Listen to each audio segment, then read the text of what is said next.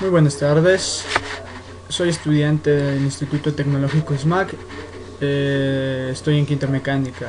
Hoy les hablaré sobre las generalidades de la electrónica, la electricidad, conductores, aislantes, semiconductores, resistencias, diodos y transistores. Listo, tenemos las generalidades. Dice que la electrónica es una rama de la física que se encarga del estudio de los sistemas eléctricos enfocados desde el punto de vista del comportamiento de los electrones, siendo esto su comportamiento el referente del estudio. También dice que su finalidad es el control, la conducción y el flujo de electrones o de alguna partícula cargada eléctricamente. Tenemos la electricidad. Se dice que la electricidad es el flujo de electrones que pasa por un conductor. Tenemos varios fenómenos y propiedades de la electricidad, como la carga eléctrica, una de las partículas subatómicas que determina su interacción electromagnética. La materia eléctricamente cargada produce y es influida por los campos electromagnéticos. Corriente eléctrica, un flujo o desplazamiento de partículas cargadas eléctricamente por un material conductor. Esto se mide en amperios.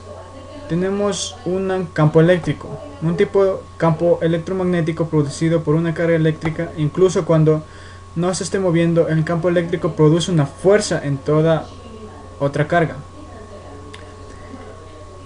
Tenemos los conductores. Se dice que es un material que ofrece poca resistencia al movimiento de la carga eléctrica. Sus átomos se caracterizan por tener pocos electrones en su capa de valencia. Son materiales cuya resistencia al paso de la electricidad es muy baja. Los mejores conductores eléctricos son metales como el cobre, el oro, el hierro, la plata y el aluminio. Y sus aleaciones, aunque existen otros materiales, no son metálicos, que también poseen una propiedad de conducir la electricidad. Tenemos los aislantes. Se produce cuando se cubre un elemento de una instalación eléctrica con un material que no es conductor de la electricidad, es decir, un material que no resiste el paso de la corriente a través de un elemento que lo alberga y lo mantiene en su desplazamiento a lo largo de un semiconductor. Como por ejemplo podemos encontrar lo que es un type. Tenemos los semiconductores. Se dice que los semiconductores, como el silicio, el germanio y el selenio, por ejemplo, constituyen elementos que poseen características intermedias entre los cuerpos conductores y los aislantes, por lo que no se consideran ni una cosa ni la otra. Sin embargo, bajo determinadas condiciones, estos mismos elementos permiten la circulación de la corriente eléctrica en un sentido, por lo que en el sentido contrario, pero no en el sentido contrario. Esta propiedad se utiliza para rectificar corriente alterna, detectar señales de radio, amplificar señales de corriente eléctrica. Funciona como interruptores o compuertas utilizadas de la electrónica digital. Tenemos las resistencias. Se dice que la resistencia es una oposición del flujo de electrones y se mide en ohmios. Tenemos tipos de resistencia. Resistencias fijas. Se fabrican con un valor óhmico fijo y determinado y estándar que viene indicado. En las resistencias físicas podemos encontrar de 220, 110, 130 ohms. Resistencias variables. Igual se fabrican con un valor óhmico fijo, determinado y estándar igualmente. Tenemos resistencias sensibles a la luz. Esto es comúnmente conocido como una LDR, resistencia dependiente a la luz. Están constituidas con materiales que se transforman en conductores al incidir energía luminosa sobre ellos. Cuando mayor es la energía luminosa, menor es el valor óhmico de la resistencia.